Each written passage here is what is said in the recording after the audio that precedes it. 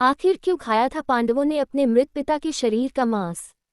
आज हम आपको महाभारत से जुड़ी एक घटना बताते हैं जिसमें पांचों पांडवों ने अपने मृत पिता पांडु का मांस खाया था। उन्होंने ऐसा क्यों किया, ये जानने के लिए पहले हमें पांडवों के जन्म के बारे में जानना पड़ेगा। पांडु के 5 पुत्र युधिष्ठिर, भीम, अर्जुन, नकुल और सहदेव थे। इनमें से युधिष्ठिर, भीम और अर्जुन की माता कुंती तथा नकुल और सहदेव की माता माद्री थी। पांडु इन 5 पुत्रों के पिता तो थे, पर इनका जन्म पांडु के वीर्य तथा संभोग से नहीं हुआ था, क्योंकि पांडु को श्राप था कि जैसे ही वो संभोग करेगा उसकी मृत्यु हो जाएगी। इसलिए पांडु के आग्रह पर यह पुत्र कुंती और माद्री ने भगवान का आह्वान करके प्राप्त किए थे।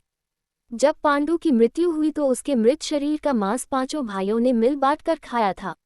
उन्होंने ऐसा इसलिए किया क्योंकि स्वयं पांडु की ऐसी इच्छा थी। चूंकि उसके पुत्र उसके वीर्य से पैदा नहीं हुए थे, इसलिए पांडु का ज्ञान कौशल उसके बच्चों में नहीं आ पाया था। इसलिए उसने अपनी मृत्यु पूर्व ऐसा वरदान मांगा था कि उसके बच्चे उसकी मृत्यु के पश्चात उसके शरीर का मांस मिल बांट कर खा ले, ताकि उसका ज्ञान बच्चों में स्थानांतरित हो जाए। पांडवों द्वारा पिता का मांस खाने के संबंध में 2 मान्यता प्रचलित है। प्रथम मान्यता के अनुसार मांस तो 5 भाइयों ने खाया था, पर सबसे ज्यादा हिस्सा सहदेव ने खाया था। जबकि एक अन्य मान्यता के अनुसार सिर्फ सहदेव ने पिता की इच्छा का पालन करते हुए उनके मस्तिष्क के 3 हिस्से खाए।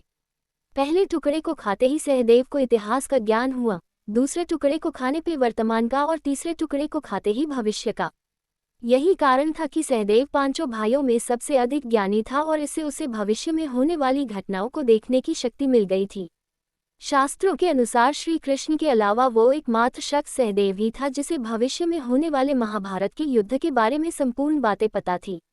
श्री कृष्ण को डर था कि कहीं सहदेव ये सब बातें औरों को न बता दे, इसलिए श्री कृष्ण ने सहदेव को श्राप दिया था कि यदि उसने ऐसा किया तो मृत्यु हो जाएगी।